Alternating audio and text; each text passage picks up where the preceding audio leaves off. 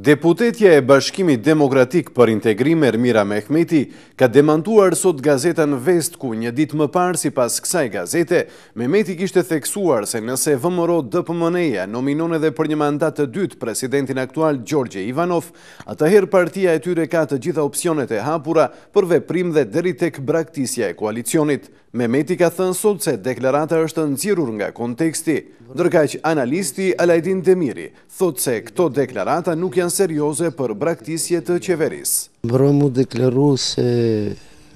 kandidati mundshëm për zgjedhjet presidenciale mund të jetë përsëri Ivanovi,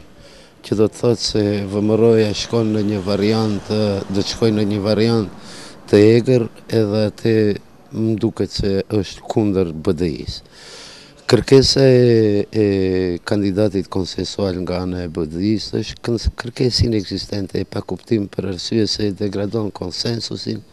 për arsye se konsensusi nuk mund të zbatohet në një sferë, kurse nuk zbatohet në sfera tjera. Për të pas konsensus duhet të ketë edhe qeveri konsensuale, edhe procese tjera konsensuale, kështu që kjo është një agoni e BDI-s e cila mundohet të prodhoj diçka. Unë nuk mendoj se BDI-ja mund të del nga qeveria për arsye se hipotekat me të cilet ka hyrë në këtë qeveri janë të mëdha dhe dalja nga qeveria për BDI-n është zhdukje. Nga VMRO-DPMN-ja kanë theksuar se akoma nuk kanë vendosur se presidenti aktual Ivanov a do të marrë besimin për një mandat të dytë presidencial dhe të jetë kandidati i partisë më të madhe maqedonase.